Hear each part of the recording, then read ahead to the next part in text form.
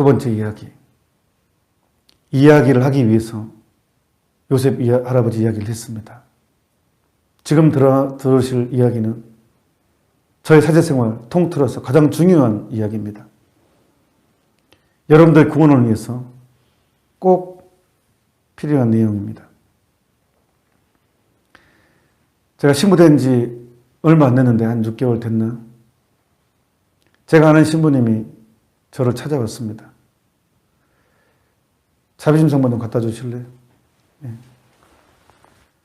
제가 아는 신부님이 저를 찾아왔습니다. 큰일 났다고. 이 신부님에게는 삼촌이 한 분 계시는데 병원에 진단을 받았는데 암이었습니다. 3일 남았다고. 근데 냉담한 지 20년이 넘었습니다. 그러니까 가족들이 알렸죠. 구원 받아야 되니까. 예수님 만날 준비해야 되니까. 의사가 3일 남았다고 했기 때문에. 근데 삼촌의 첫 반응은 이거였습니다. 이제 고해성사 보자고. 그렇게 얘기한 거예요. 뭐? 고해성사 보라고. 그 신부 저주나 받아라. 사제를 저주해 버립니다. 그리고 곧바로 하느님을 저주합니다. 그리고 자기 인생을 저주합니다. 자기 자신을 저주합니다. 그러니 얼마나 가족들이 서주러치게 놀랐겠습니까? 의사가 3일 남았다고 하는데 사람이 죽을 때 가장 극심한 유혹을 받거든요. 하느님을 저주하고 자기 인생을 저주하고 사제를 저주합니다. 어떻게 했으면 좋겠냐고 저를 찾아왔어요. 그래서 제가 이 상본을 건네줬습니다. 이 상본을 건네주고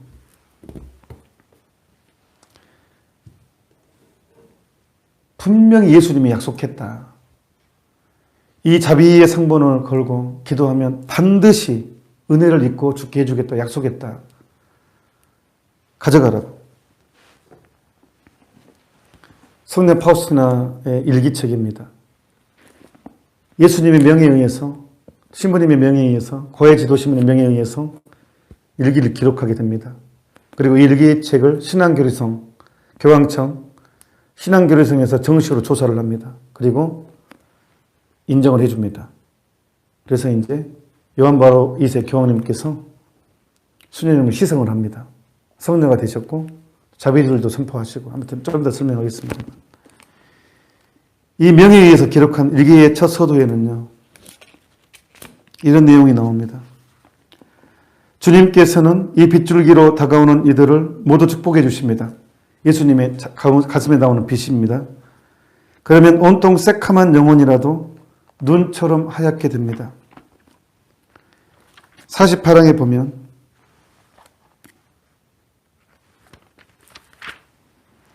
예수님이 직접 말씀하십니다. 수녀님한테 내가 지금 보는 모습대로 초상화를 그려라. 그리면은 예수님 당신께 의탁합니다 라는 말을 넣어라. 나는 이 초상화가 처음에는 너희 경당에서 공경받고 나중에는 전 세계에서 공경받기를 원한다.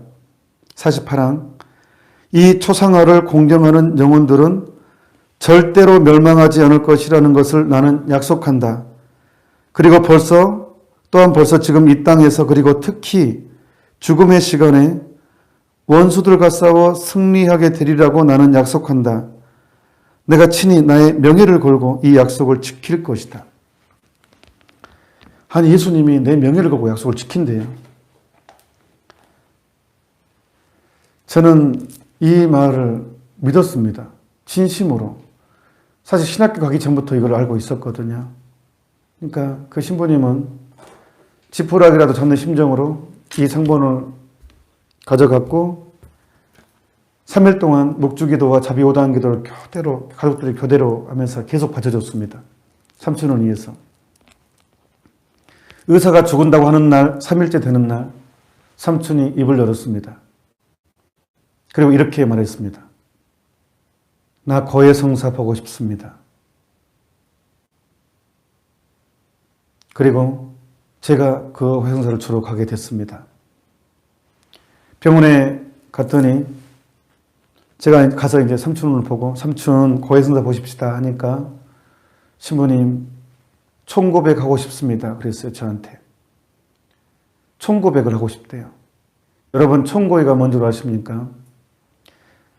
내가 하느님의 특별한 은총을 얻기 위해서 일생에 한두 번 받을 수 있어요. 안 한다고 죄 짓는 것 아닙니다. 이것은 내가 수도원에 입회한다든가, 저는 군대 갈 때 총고회를 한 적이 있습니다. 왠지 군대 가면 죽을 것 같아가지고 살아서 못 돌아올 것 같은 느낌이 들어서 내가 죽음을 준비하는 마음으로 총고회를 했거든요.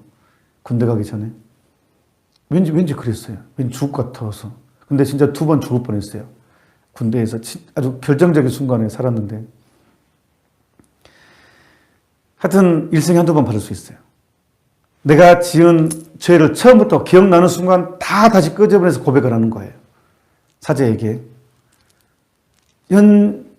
지금부터 과거를 다시 다 하나님의 용서를 의심해서가 아니라 하나님 내 겸손을 위해서 하나님께 더 큰 영광을 드리기 위해서 신부님 총고백하고 싶습니다. 갑시다 삼촌 하고 능계를 들고 제가 아무도 없는 곳으로 갔습니다. 삼촌이 자기 전 인생을 저한테 쏟아냈습니다. 3, 40분을 넘게. 신부된 지 얼마 안 됐잖아요. 새 신부가 그 삼촌의 고해를 들으면서 어떤 생각 든지 아십니까? 인간의 탈을 쓰고 어떻게 이런 죄를 지을 수 있을까? 이런 생각 든지 아십니까? 천만의 말씀입니다. 완전히 그 영혼의 감동을 받게 됩니다. 그 전까지 저는 성서 중에서 소화가 안 됐던 성서가 있었습니다. 선한 사람 99보다 회개하는 죄인 하나 때문에 하늘나라는 더 기뻐할 것이다. 이 더자가 문제였어요. 선한 사람 99도 기쁘고 회개하는 죄인 하나도 참 기쁠 것이다. 한다면 그래 그러겠다 했는데 어떻게 선한 사람 99이 있는데 죄인 하나 회개가 더 기쁘냐고요. 착한 사람 99명 있단 말이에요. 근데 죄인 회개 하나가 왜 더 기쁘냐고요. 여러분 소화가 되십니까? 당체 99대 1이잖아요. 당체 이해가 안 된다. 소화가 안 된다. 그렇다고 예수님 말씀이라 함부로 이것을 말할 수도 없고 반박할 수도 없고. 그런데 제가 그 삼촌의 고해성사를 들으면서 소화가 됐습니다. 그 말의 깊은 의미를, 이게 완벽한지는 모르겠지만 죽어봐야 알겠지만 그것은 뭐냐, 무슨 뜻이냐면 강력한 하느님의 구원 의지입니다. 얼마나 하느님께서, 예수님께서 인간의 구원을 원하시는지, 나보다 더 나를 사랑하시는 하느님, 나보다 더 나의 구원을 원하시는 하느님의 구원 의지입니다. 얼마나 하느님은 나의 구원을 원하시는가. 영원한 생명으로 돌아오는 거잖아요. 또 설명하겠습니다. 영혼이 뭐냐? 알파와 오메가. 그럼 감이 안 옵니다. 알파와 오메가는 이 그리스 말이거든요. 히라버거든요. 가로 1km, 세로 1km의 바위덩어리가 있습니다. 가로 1km, 세로 1km의 바위덩어리는 어마어마하게 크죠. 가로 1km, 세로 1km의 바위덩어리에 새가 천년에 한 번 내려앉아서 그 바위가 다 닳아져도 영혼은 아니죠. 영원한 지옥과 영원한 천국은 얼마만큼의 차이가 있습니까? 근데 영원한 지옥에 떨어질 사람이 바로 돌아왔을 때 하느님의, 영원하신 하느님이 얼마나 기쁘겠습니까? 선한 사람 99보다 회개하는 죄인 하나 때문에 하늘나라는 더 기뻐할 것이다라는 것은 그만큼 하느님의 구원 의지의 강력한 표현입니다. 인간의 구원을 원하시는 하느님의 의지. 저는 그 삼촌의 고해를 정말 감동 어리게 들었습니다. 인간이 가장 아름다울 때는 화장할 때가 아니라 통회할 때입니다. 인간의 존엄함이 그때 드러납니다. 통회할 때. 가장 아름다운 모습입니다. 통회하는 모습이. 저는 임종을 앞둔 사람에게는 사제는 어떤 권한이 있는지 아십니까? 전대사의 권한이 있습니다. 임종에 직전에 있는 사람한테는 모든 사제한테 가지고 있는 고난입니다. 그러니까 여러분들은 저를 무시하시면 안 되겠습니다. 저는 요셉, 그 형제님에게, 삼촌에게 전대사를 줬죠. 교황 전대사 기도문은 이렇습니다. 나는 교황성하로부터 예임받은 고난으로 성부와 성자와 성령의 이름으로 당신의 모든 죄와 벌을 사하나이다.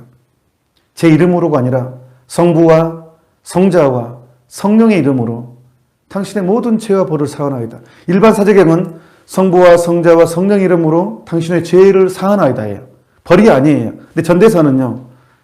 나는 성부와 성자와 성령의 이름으로 당신의 모든 죄와 벌을 사하나이다. 임종을 앞둔 사람에게는 사제는 이렇게 할 수 있습니다. 그래서 임종 직전에 사제가 있는 게 얼마나 중요한지 모릅니다. 그래서 옛날에는 무조건 사제를 불렀죠. 신부님들은 아무리 힘들어도 갔고, 옛날 신부님들은. 근데 요즘에는 신자들은 부를지도 모르고, 그냥 의사만 찾지, 신부는 안 찾고,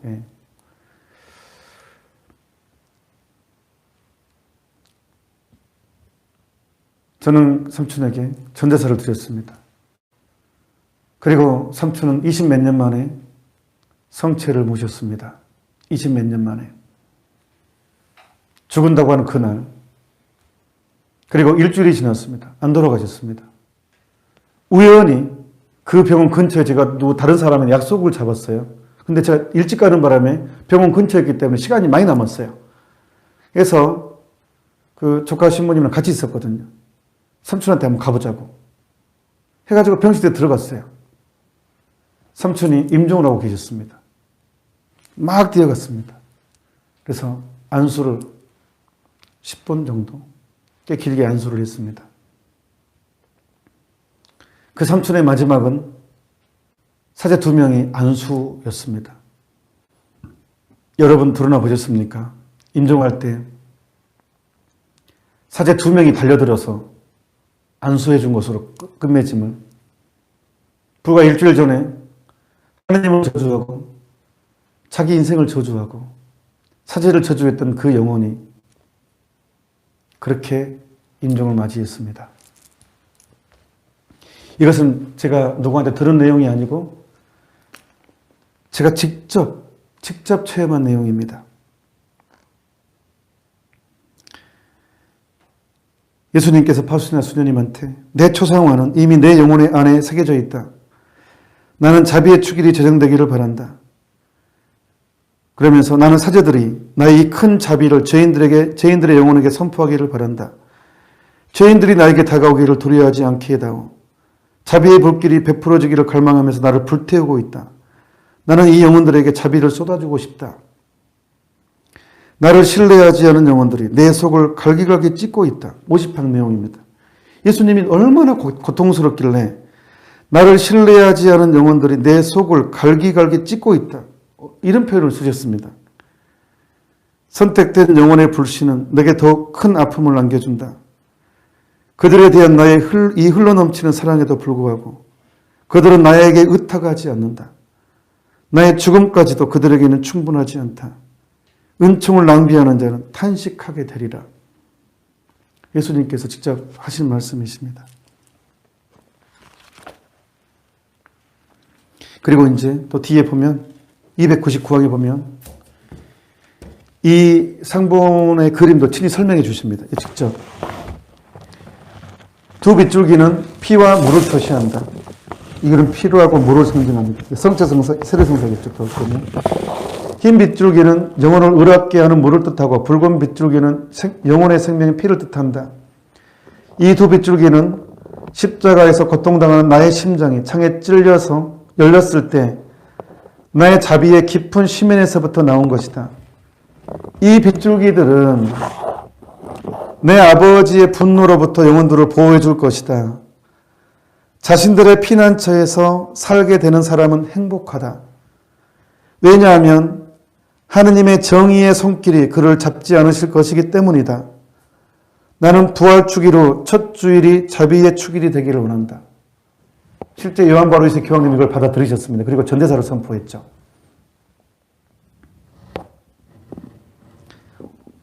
300항 내용입니다. 오, 불신하는 영혼이 나에게 얼마나 많은 상처를 주는지.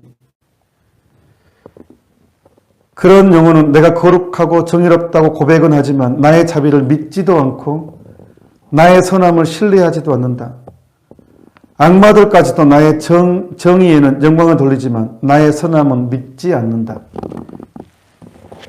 악마들은 나의 정의, 예수님의 정의에는 영광을 돌리지만 하느님의 선함을 믿지 않는데요. 인간들도 그렇다는 거예요. 그런 인간이 있다는 거예요. 하느님이 용서해 준다는데 이 선함을 믿지 않는다는 것. 더 고통스러운 표현을 예수님이 하십니다.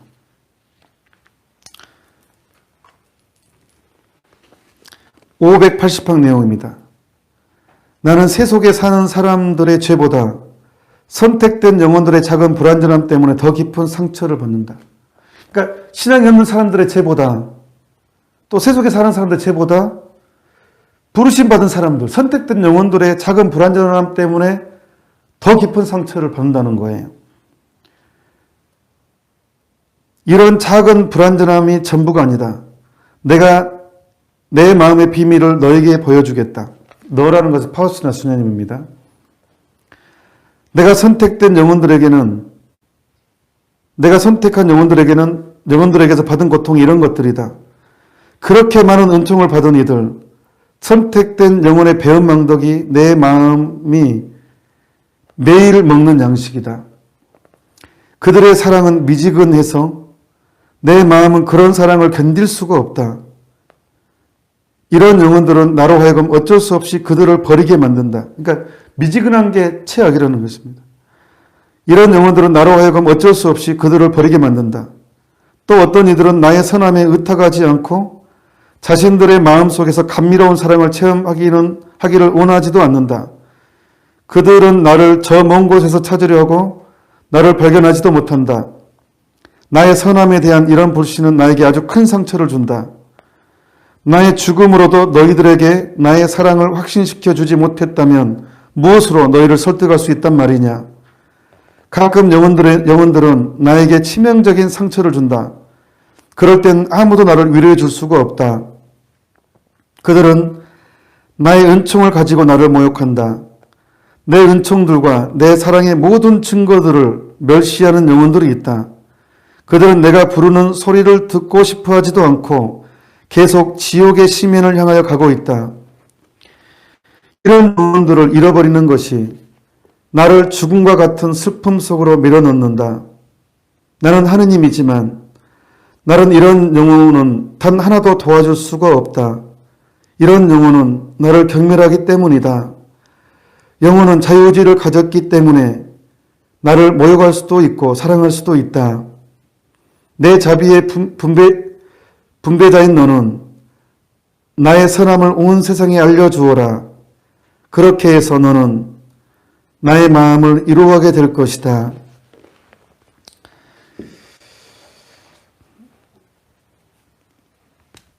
저희 CNBS 방송국에서는 매일 오후 3시에 하느님 자비 5단계도 같이 합니다. 월화수목 금토일 같이 합니다. 오늘 같은 경우는 거의 700명에서 1000명이 같이 한 것 같아요. 저도 감동받았습니다. 감격이었습니다. 하느님의 자비가 기도하는 사람 안에서 이렇게 전달되고 있음을 느낍니다. 이 자비의 빛을, 이 자비를 우리 더 많이 전파하도록 합시다. 저도 이런 얘기 이럴 때 너무 찔립니다.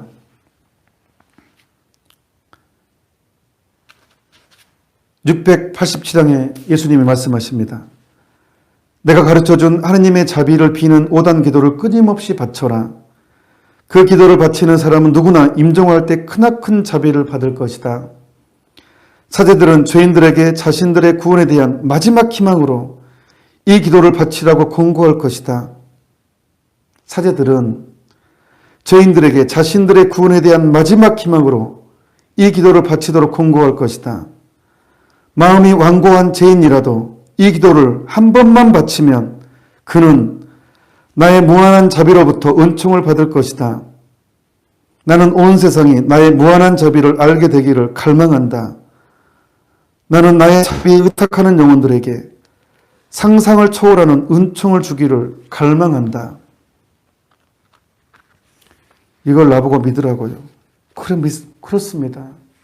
사람은 믿는 만큼 누린다니까요. 많이 믿으면 많이 누리고 적게 믿으면 적게 누립니다.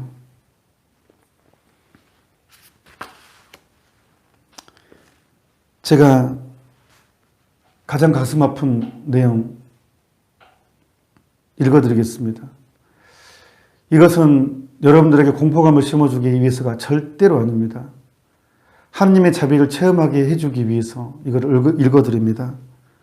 성례 파우스티나가 천사의 안내를 받아서 지옥에 내려갑니다. 지옥을 체험합니다. 힘들어도 이걸 드려야 됩니다. 이곳에 안 가게 하기 위해서, 안 가기 위해서. 오늘 741항입니다. 읽기. 오늘 나는 천사의 인도를 받아 지옥의 구렁 속으로 갔다. 지옥은 지독한 고문의 소굴인데 아주 어마어마하게 크고도 높다. 그곳에서 나는 이런 종류의 고문들을 보았다. 지옥의 첫 번째 고문은 하느님을 잃는 것이다. 하느님의 상실입니다. 근데 사람들은 잘 모릅니다. 이것이 얼마나 어마어마한 건지. 왜? 보험 들어있고 연금 넣어져 있고 월급 나온다고 생각하기 때문에 하느님이 없어도 살아가는데 지장 없다고 느끼는 것입니다. 아닙니다. 연옥 영혼들의 이구동성으로 말하는 것은 하느님의 상실감을 느끼는 것은 지상에서 살고 있는 어떠한 누체적인 고통보다 크다고 얘기를 합니다. 아무튼 지옥의 첫 번째 고문은 하느님에 대한 상실감, 두 번째는 영원한 양심의 가책, 세 번째는 각자 지금의 상태가 영구히 지속된다는 것이다. 한번 지옥에 떨어지면 영원한 지옥이라는 것입니다. 네 번째는 불이 영혼을 파괴시키지 않으면서 계속해서 영혼들을 파고들어 괴롭힌다는 것이다. 이 불은 하느님의 분노로 붙여진 불로서 순수한 영적인 것이기 때문에 끔찍한 고통을 준다. 다섯 번째는 캄캄한 어두움과 숨이 막히는 끔찍한 냄새가 지속되는 것이다. 캄캄함에도 불구하고 마귀들과 저주받은 영혼들은 서로를 볼 수 있고 서로를 통해 남들의 악함과 자신의 악함을 볼 수 있다. 여섯 번째 고문은 항상 사탄과 함께 있는 것이다. 일곱 번째 고문은 처절한 절망, 하느님의 증오, 비열한 말 등 저주와 신성모독이다. 이러한 고통들은 저주받은 모든 이들이 함께 당하는 고문들이다. 그러나 이것이 전부가 아니다. 특정한 영혼들이 받아야 하는 특별한 고문들이 더 있다. 이것은 감각의 고통이다. 각 영혼은 끔찍하고 묘사할 수도 없는 고문을 받는다. 이 고문은 각자가 범한 죄의 형태와 관련된 것이다. 무슨 뜻이냐면 눈으로 죄를 많이 지으면 눈에 따른 고통이 또 특별히 따로 있고 감각의 고통으로, 입으로 죄를 많이 지으면 입에 따른 감각의 고통이 또 있고, 손으로 죄를 많이 지으면 손에 따른 고통이 또 있고, 나는 이런 고문의 광경을 보는 것만으로도 죽고 말았을 것이다. 죄인은 자기가 죄를 지을 때에 사용하는 감각들로 영원한 고통을 받게 된다는 것을 알아야 한다. 나는 하느님께서 명하셨기 때문에 이것을 기록하고 있다. 그래서 그 어떤 영혼도 지옥이 없다거나 아무도 지옥에 가본 적이 없다거나 또는 지옥이 어떻게 생겼는지 알 수 없다고 말하지 못하게 하려는 것이다. 근데 가장 놀라운 건 뭔지 아십니까? 누가 지옥에 떨어지냐에 그것도 나옵니다. 나 파우스티나 수녀는 하느님의 명령을 받아 지옥의 골짜기를 방문했다. 그것은 내가 영혼들에게 지옥에 대해서 이야기하고 지옥이 실제로 존재한다고 증명하기 위해서였다. 이 강의를 듣는 여러분들은 복됩니다. 적어도 이곳에 안 갈 것 같습니다. 지금 나는 그것에 대해 이야기할 수 없다. 하느님으로부터 그것을 기록으로 남기라는 명령을 받았다. 마귀들은 나를 지독히 증오했지만 그것들은 하느님의 명령 때문에 나에게 복종해야만 했었다. 내가 기록한 것은 내가 본 것의 흐릿한 그림자일 뿐이다. 빙산의 일각이라는 것입니다. 내가 확실히 본 것은 지옥에 있는 대부분의 영혼들이 지옥에 있다는 것을 믿지 않았던 영혼들이라는 사실이다. 지옥의 대부분의 영혼들은 살아생전에 지옥을 믿지 않았던 영혼들이 대부분이라는 거예요. 여기서 제가 미치겠습니다. 사제로서. 자존심도 엄청나게 상합니다. 여기서 제가 너무 괴롭습니다. 사제로서. 왜 괴롭느냐? 신자들은 20년, 30년의 신앙생활을 해도 지옥 얘기를 듣지 못합니다. 더군다나 지옥이 없다고 선전하는 소리를 듣습니다. 또한 어떤 사람들은, 청교 지도자는 죄의식도 문제라고 지적해버립니다. 죄책감도 못 느끼게 합니다. 지옥이 없다고 강조합니다. 그 말을 어떤 말로 풀어내느냐. 하느님은, 지옥은 하느님을 잃어버린 상태의 개념이지 장소가 아니다. 그렇게 얘기해버립니다. 그러면 생각해 보십시오. 우리는 양심이 불안하면 지옥이 없기를 바랍니다. 심리적으로. 장소가 아니라고 하면 없는 거잖아요. 하느님을 잃어버린 상태, 이건 맞는 말이에요. 그런데 제가 미리 말했잖아요. 우리는 보험 들어있고 연금 들어있어. 월급 나와요. 우리의 믿음 상태로는 하느님이 없어도 살아가는데 지장을 못 느낀단 말이에요. 심리적으로, 순간적으로. 그런 우리에게 하느님을 잃어버린 상태이지 장소가 아니다 라고 해버린다면 오감으로, 시각으로 사고를 인지를 하는 우리로서는 지옥이 없는 거예요. 실제로 여러분 본당에서 한번 설문조사 해보십시오. 지옥 믿냐고. 저는 해봤어요. 대부분 지옥 안 믿어요. 이것이 2000년 역사 한국 천주교회에서 지금 일어난 사건입니다. 지옥 안 믿어요. 깜짝 놀랄 만한 사건 아닙니까? 사람들이 지옥 안 믿어요. 그리고 합리화해요. 지금의 괴로움은 지옥이고. 지옥 가봤어. 그리고 또 다른 문제. 하느님의 사랑인데 어떻게 지옥이 있을 수가 있겠어. 이렇게 이 논리 함정에 빠지고. 그리고 지옥 얘기하면 하느님 무서운 분을 부각시키냐고. 나 왜 공포식 그렇게 하냐고. 이렇게 둘러대고 핑계를 대고 빠져나갑니다. 가톨릭 교회 교리서에 어떻게 나왔습니까? 지옥에 대해서. 장소 아니라고 나왔습니까? 한번 찾아볼까요? 1033항부터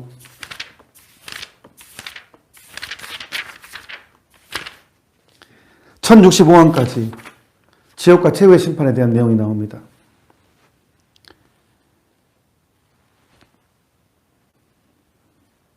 1033항은 놔두고 1034항 얘기하겠습니다.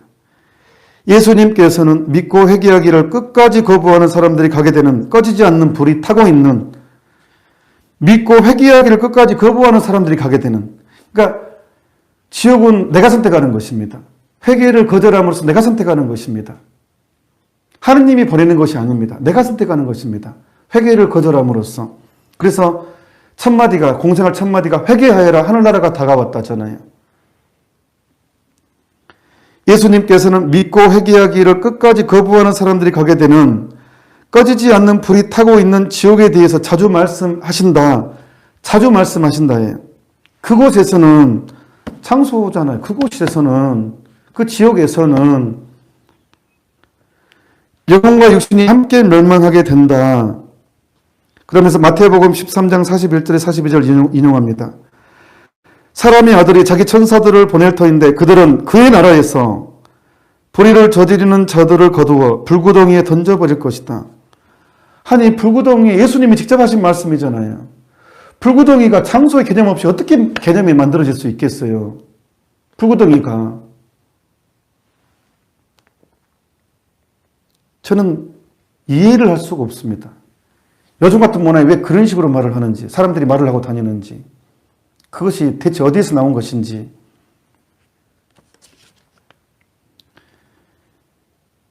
불구덩이에 던져버릴 것이다 하고 엄숙히 선언하시며 저주받은 자들아 나에게서 떠나 영원한 불 속으로 들어가라.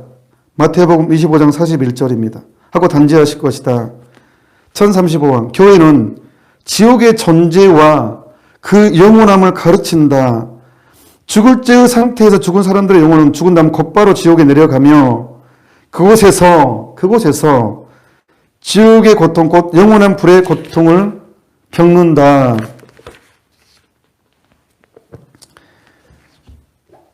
이 책은 교황 요한 바로 2세의 회칙입니다. 공고입니다. 화해와 참여라는 내용인데 여기에 79페이지에 보면 교황님이 이런 말씀하십니다. 그리고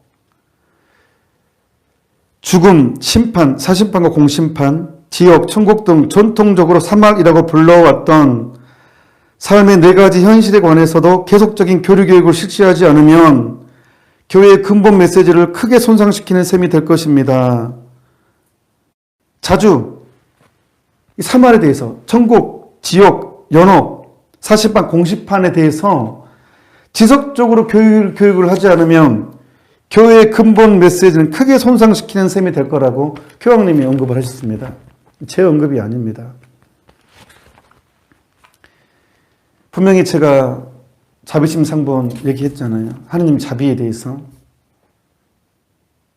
그러니까 제가 하느님 무서운 분으로 부각시키자거나 여러분들의 공포감을 심어줘서 하느님의 멀어지려고 하는 게 절대 아닙니다. 그렇게 왜곡시키지 마십시오. 정반대입니다. 저는 진짜로 이 부분이 가슴 아픕니다. 예수님께서 그랬잖아요. 그렇게 인자하신 분께서, 그렇게 자비로우신 분께서 유독 율법학자 바리사이파 사람들한테 그렇게 엄하게 대하셨습니다. 이 독사의 족속들아, 화를 입을 것이다. 저는 사제입니다. 종교 지도자입니다. 저는 그 말을 이해할 수 있습니다. 왜? 시편에 양들은 목자를 닮기 마련. 신자들은요, 사제의 말과 행동으로 자신의 행동을 합리화하거든요. 핑계거리를 만들거든요. 사제의 말과 행동으로. 왜? 나중에 죽었을 때 예수님한테 핑계댈 거거든요. 아니, 당신이 뽑아 세운 사제의 말을 들었을 뿐이다. 나는 책임이 없다. 왜 그 사제를 나한테 보냈냐?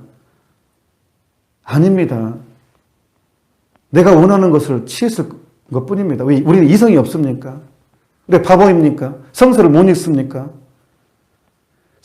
제가 무슨 성서에 어긋난 내용 합니까? 성서에 나와 있는 내용이잖아요. 문제는 내가 원하지 않는 거예요. 내가 받아들이기 싫은 거예요. 내가 세상을 즐기고 싶은 거예요. 내가 회개를 원하지 않는 거예요. 그래서 예수님이 그렇게 말할 거예요. 아니다. 너는 네가 원하는 것을 취했을 뿐이다. 콩 심는데 콩 납니다. 왜 콩을 심어놓고 바나나 나기를 기대하십니까? 콩을 심었으면 콩이 납니다. 바나나 안 나옵니다. 다른 길 없습니다. 구원의 길은요, 달짝지근한 게 아니라 짠맛을 내야 되는 소금의 길입니다. 소금이라는 것은 부패를 막아주는 거잖아요. 우리의 길은 죽으나 사나 좁은 길입니다. 죽으나 사나 십자가를 가는 길이고, 그래서 제가 오늘 아침 강론에도 이제 그만 나 찾지 말자고 한 것입니다. 요즘 문화가 뭐예요? 다 나. 힐링. TV를 봐도 먹는 것, 놀러 가고 힐링. 신앙도 나를 위로해 주는 것. 나. 모든 강의 나. 행복, 나. 예수님을 위로해 주는 것은 없습니다. 예수님과 함께 십자가를 지고 가는 영혼은 없습니다. 다 십자가가 없는, 고통을 빼버리는 강론. 쇄신이 안 되는. 그리고 한다는 소리가 죄의식 갖지 말라고.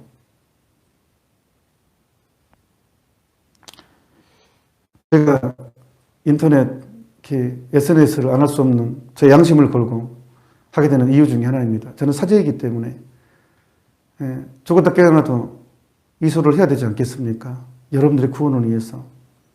이런 사제도 있어야 되지 않겠습니까? 설탕만 찾게 되면 당뇨에 걸리게 됩니다. 오늘 강의 주제는 은총은 빗줄기처럼이라고 있습니다. 맞습니다. 우리가 햇빛에 피부가 노출되면 비타민 D가 생기듯이 자비 5단계도 한 번만 받쳐도 반드시 은혜를 입은다고 하잖아요. 근데 왜 안 믿는지요? 왜 이것을 받아들이지 않는지요? 대체 무엇이 그렇게 만들어버리는지요? 그러면 정리하겠습니다. 미국에서 제가 이 강의를 했었습니다. 아는 자비 5단 자비심 강의를 했었습니다. 한 자매님이 그 이후로 양로원 봉사를 갔습니다. 미국 양로원인데 거기 한국 할아버지 계셨어요. 근데 자매님이 갈 때마다 할아버지가 외국 타양에서 양로원에 있는 게 얼마나 애롭겠어요. 미국 사람들 틈바구니에서. 한국 할아버지. 그래서 이 자매님이 너무 안 돼서 갈 때마다 그 할아버지를 위해서 하느님 자비 5단 기도를 해드렸습니다. 그러니까 그리고 이제 몇 개월이 지났는데 할아버지가 이 자매님을 부르더래요. 잠깐 와보라고. 아니 왜 할아버지? 할아버지가 그랬습니다. 나 죽기 전에 천주교 신부를 만나고 죽고 싶다고. 깜짝 놀랐죠. 자매님이 천주교 신자인지 몰랐거든요. 아니 할아버지 천주교 신자였어요 하니까 천주교 신자라고. 냉담한 지 40년이 넘었다고. 나 죽기 전에 신부님 만나보고 죽고 싶다고. 자매님이 얼마나 가슴이 뛰겠습니까? 천주교 신자인지 모르고 그냥 너무 안 돼서 기도해드렸는데 자비의 5단 기도를 해드렸는데 은혜가 이제 된 거예요. 하나님께 자격에 그 삶 안에서 이제 그 자비의 은혜를 이제 누리게 된 것입니다. 신부님이 이제 가셔서 고해성사를 부르셨고 병선서 드렸고 영성체 드렸고 얼마나 있어서 이제 임종하셨다고 합니다. 그 자매님 이제 한국에 있을 때 울면서 전화 왔습니다. 신부님 진짜였습니다. 진짜였습니다. 지금은 자비의 시대입니다. 은총의 시대입니다. 죄가 많은 곳에 은총도 많다겠습니다. 이 책에서 보면 이 자비의 시대가 지나면 정의의 시대가 온다고 했습니다. 지금 자비가 쏟아질 때 우리 회개합시다. 그리고 누립시다. 자비의 기도합시다. 예수님, 저는 당신께 의탁합니다. 의탁합니다라는 단어는 내 약함, 내 못난 모습, 내 죄, 내 상처, 내 아픔, 내 못난 것, 내 약점 모든 게 들어가서 의탁하는 것입니다. 그만 나 하지 마십시오. 나는 없어져야지 하느님 것이 되는 것 아니겠습니까? 분명히 의탁은 내 못난 모습, 내 죄, 내 상처까지 다 포함시켜야 됩니다. 그까지 다 맡길 때 나는 자유로워지는 것 아니겠습니까? 나는 해방되는 것 아니겠습니까? 코로나가 풀리면 이 상보는 여러분 성모박에 가면 아마 최고로 싸게 팔아도 5만 원, 10만 원 할 겁니다. 저희 폐약골 폐정집에서는 10,000원에 판매합니다. 지금 오지 말고 코로나가 풀리면 이렇게 개인적으로 오셔도 제가 이거는 여러분들에게 말만 잘하면 그냥도 드릴 수 있습니다. 말만 잘하면 저한테. 정리하겠습니다. 제가 CMBS 방송국을 설립한 목적은 분명합니다. 진실을 말하고 싶고 또 제가 체험한 예수님을 말하고 싶고 제가 공부한 신학 영성을 있는 그대로 여과 없이 말해주는 게 목적입니다. 그리고 함께 기도하기 위해서입니다. 저도 약합니다. 저도 유혹도 많이 받고 넘어지고 그렇습니다. 그래서 여러분과 함께 기도하고 함께 이야기하고 함으로써 서로 힘을 주고받고 받기 위해서입니다. 저는 여러분과 이번 사순식이 함께 기도하면서 저도 엄청 힘을 받습니다. 거의 수도 생활입니다. 아침 새벽에 일어나서 미사하고 또 3시에 자비신 기도하고 저녁에 같이 기도하고 거의 수도원입니다. 여러분도 수도자가 됐고 나도 수도자가 됐습니다. 근데 이게 억울하거나 힘든 게 아니라 하나님의 영광을 위한 나의 회개와 나의 쇄신과 하나님께 드리는 선물이 된다고 생각하니까 힘들지만 감사하고 기쁩니다. 우리 계속해서 하나님 나라를 만들어 가도록 합시다. 긴 강의 끝까지 들어주셔서 감사합니다. 영광송으로 마치도록 하겠습니다. 성부와 성자와 성령의 이름으로 아멘. 영광이 성부와 성자와 성령께 처음과 같이 이제와 항상 영원히 아멘. 주님께서 여러분과 함께 또한 사제의 영광과 함께 전능하신 천주 성부와 성자와 성령께서는 이 강의를 들은 모든 이들에게 강복하소서. 아멘. 성부와 성자와 성령의 이름으로 아멘. 수고하셨습니다.